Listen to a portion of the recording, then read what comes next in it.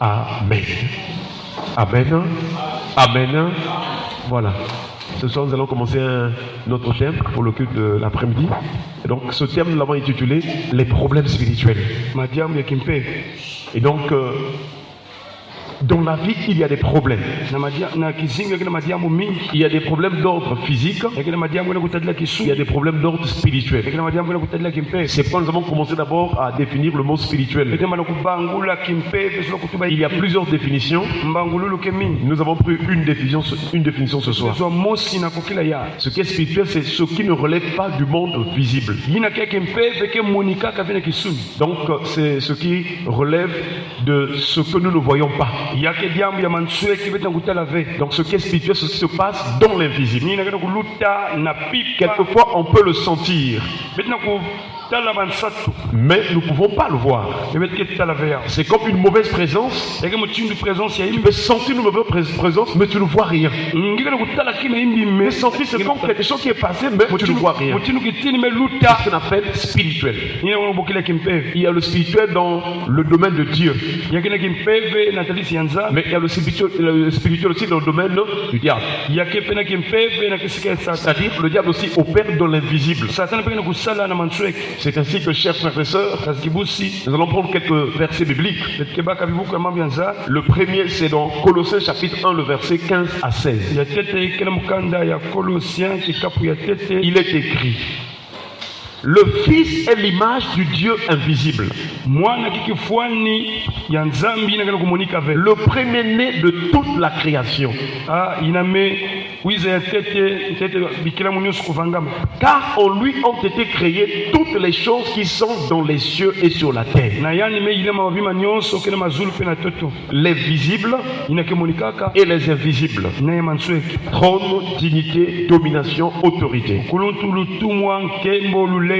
Tout a été créé par lui et pour lui. Est-ce qu'on peut acclamer le Seigneur? Donc vous allez remarquer qu'ici la Bible précise. Ici on précise que il est, car en lui ont été créées toutes les choses qui sont dans les cieux et sur la terre. Et parmi ces choses, on commence en disant d'abord, en mentionnant la différence entre ce qui est visible et invisible. En lui ont été créées toutes les choses qui sont dans les cieux et sur la terre, les visibles et les invisibles. Donc, dans les cieux et sur la terre, là où nous sommes, il y a des choses qui existent.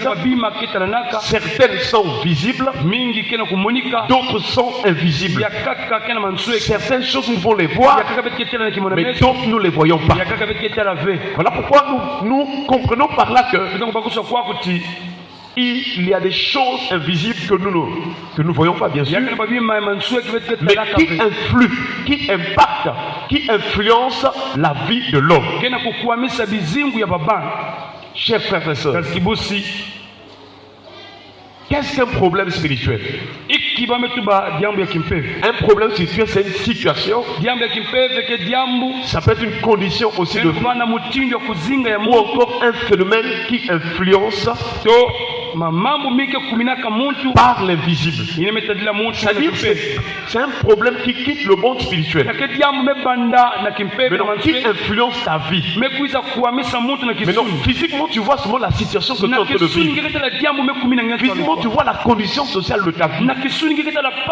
Physiquement tu vois des phénomènes autour de toi, mais tu ne les comprends pas, c'est anormal. Ça veut dire que la source est spirituelle. C'est ainsi que donc s'il y a un problème spirituel, alors ce qu'il faut faire, c'est de prier le Seigneur, parce que Dieu est esprit, et donc il est le seul garant. C'est lui qui est capable de te délivrer de tout problème spirituel. Et ça cadre bien avec le thème que nous avons, le secours de l'Éternel. Le psalmiste a dit: je lève mes yeux vers les montagnes, d'où me viendra le secours? Le secours me vient de l'Éternel qui a fait les cieux et la terre. Est-ce qu'on peut acclamer le Seigneur? Donc le psalmiste avait raison que je peux vivre des problèmes difficiles. Je peux traverser des moments difficiles.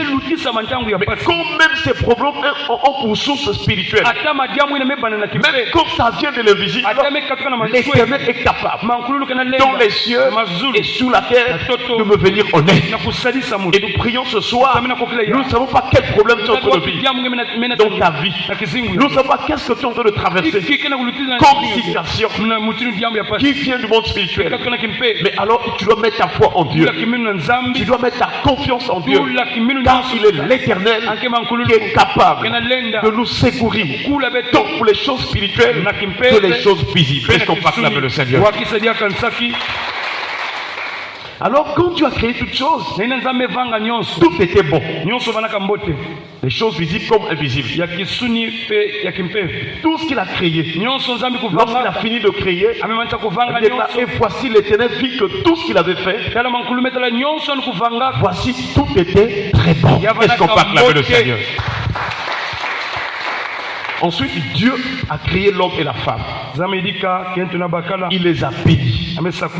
Donc tout était bon. Mais quelque temps après, alors Lucifer qui s'est révélé dans les lieux célestes, ne voyant qu'il n'a plus de place pour gérer les anges fidèles à Dieu, quand il était précipité, alors il est descendu animé d'une grande colère. Et le Seigneur nous avertit déjà. Il en parle dans Apocalypse chapitre 12.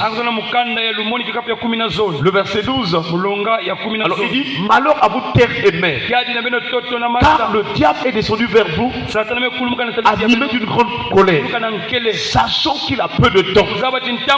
Si nous vivons des problèmes difficiles, des problèmes spirituels dans nos vies, c'est parce que le diable est descendu pour nous attaquer, pour attaquer les hommes sur cette terre.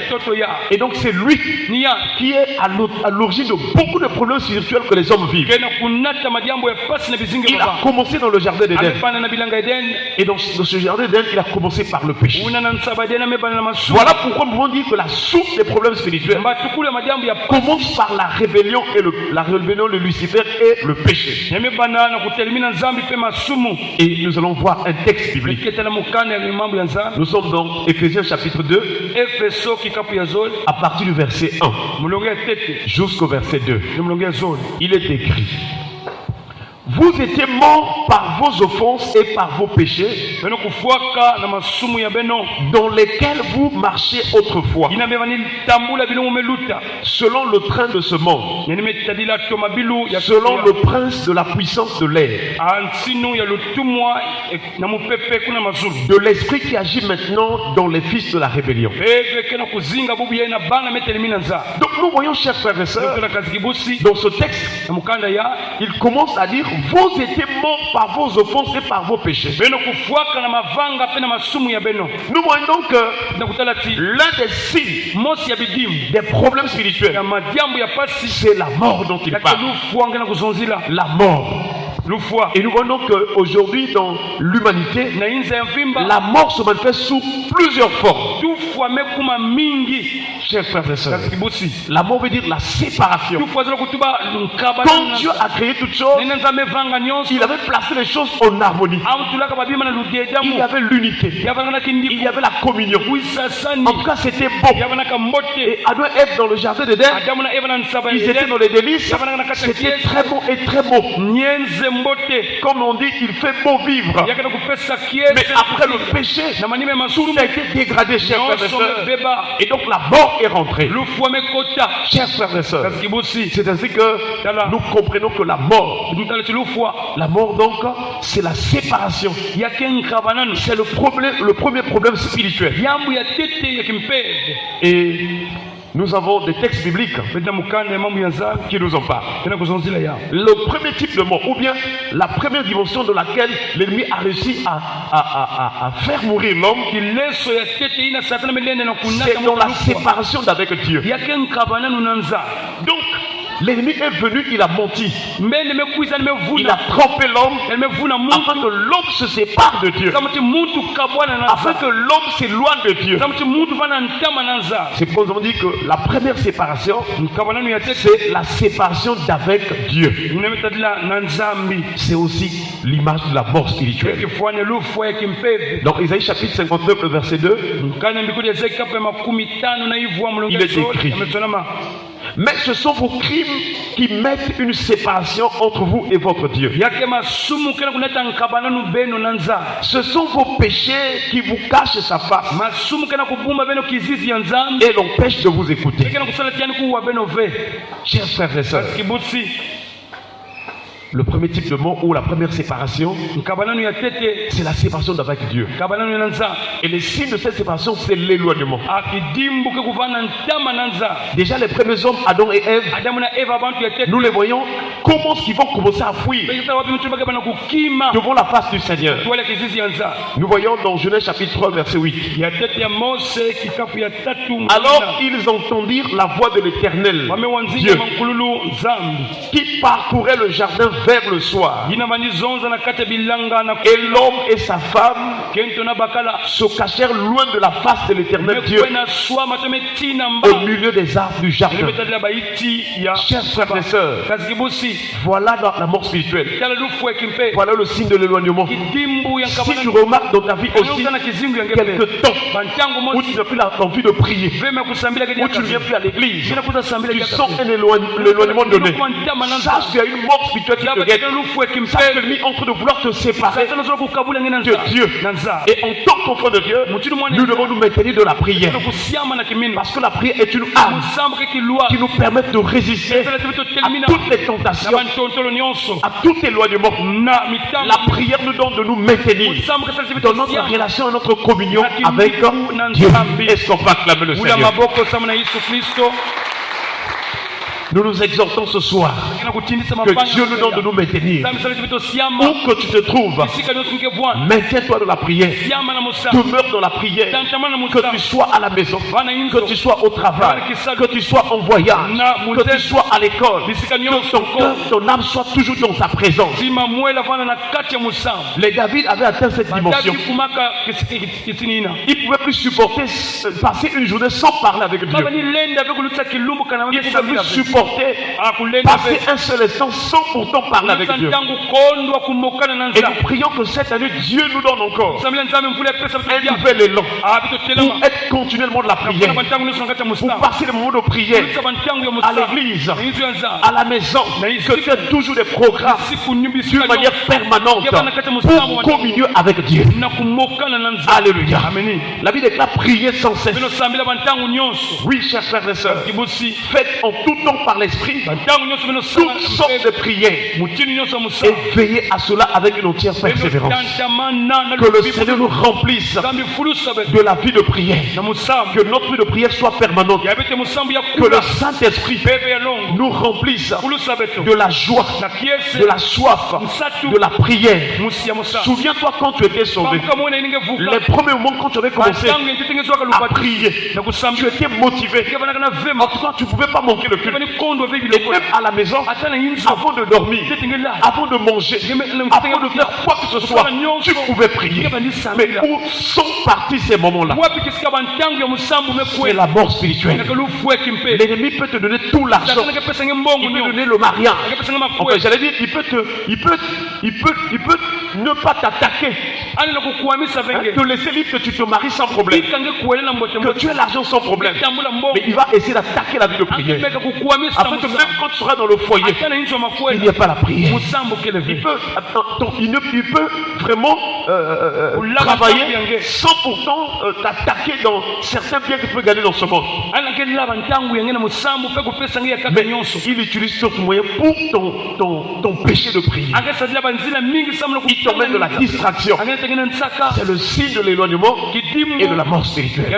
S'il y a une chose pour laquelle nous devons veiller, c'est la vie de prière. Dans la prière, nous pouvons tout recevoir. Nous avons vu que la prière, c'est un moyen de demande et de réception. Et donc tu dois veiller à la prière afin que tu demandes et que tu reçois. Que Dieu se souvienne de nous ce soir au nom de Jésus. Est-ce qu'on parle avec le Seigneur? La deuxième chose que l'ennemi cherche à séparer de notre vie, c'est la bénédiction. La bénédiction. En dehors du fait qu'il veut te séparer de la communion avec Dieu. Nous avons déjà parlé que dans Genèse chapitre 1, le verset 28, c'est parmi les premières paroles que Dieu est en train de dire à l'homme. La Bible déclare, Dieu les bénit et Dieu leur dit, soyez féconds, multipliez, remplissez la terre et assujettissez-la et dominez sur les poissons de la mer, sur les oiseaux du ciel et sur tout animal qui se meut sur la terre. Quel est devenu Dieu a béni l'homme. Dieu veut que l'homme soit béni. Mais d'où vient que nous traversons le moment des malédictions, des blocages, de sécheresse sur la terre? C'est que l'ennemi emploie des moyens pour ne pas que tu sois en paix. La bénédiction, elle est spirituelle. Et vous voyez que quand Dieu a béni Adam et Ève, il ne leur a pas donné quelque chose, mais il a libéré la parole. Il a déclaré une parole, et c'est cette parole qui a accompli la bénédiction dans la vie de Adam et Ève. Nous aussi nous sommes bénis parce que Dieu nous a visités par sa parole. Au moyen de sa parole, il nous a communiqué la foi. Au moyen de la foi, il nous a sauvés par grâce au moyen de son Fils Jésus. Est-ce qu'on parle avec le Seigneur? Donc nous sommes bénis. Mais l'ennemi cherche des moyens, soit en nous poussant au péché, pour que nous puissions attirer la colère de Dieu, ou pour que du moins qu'il nous attaque.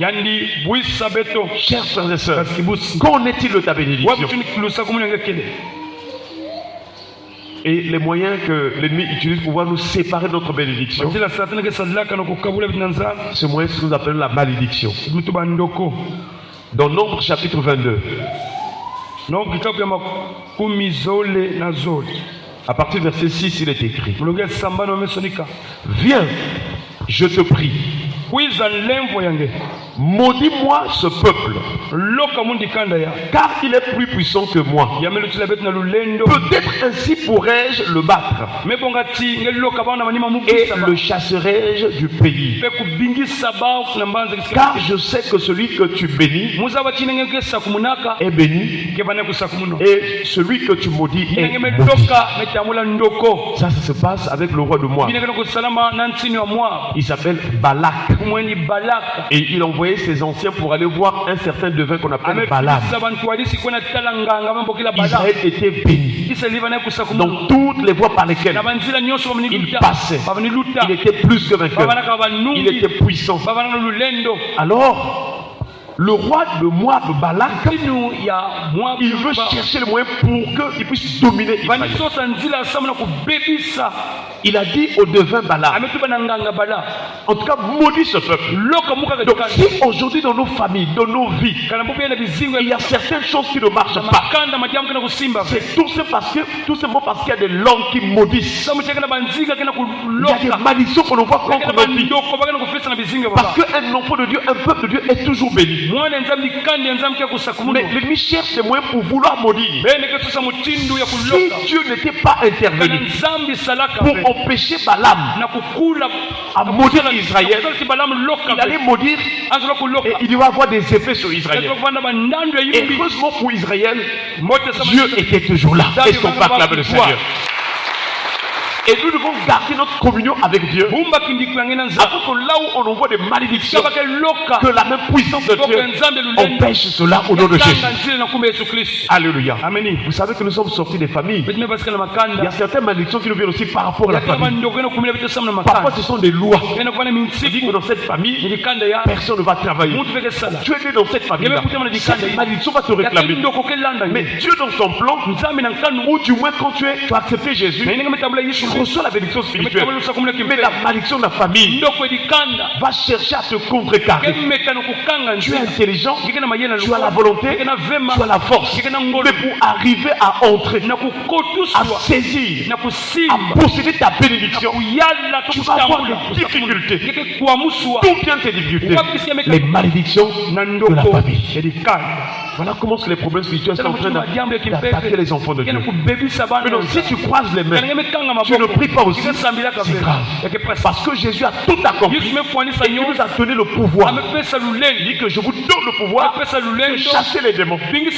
Si un esprit de malédiction vient pour libérer la malédiction dans ta vie, alors si tu ne le chasses pas, ce n'est pas la faute de Jésus, ce n'est pas la faute au Seigneur. Dieu sait qu'il t'a donné le pouvoir et la puissance. Parce que Dieu ne veut pas que le diable l'accuse.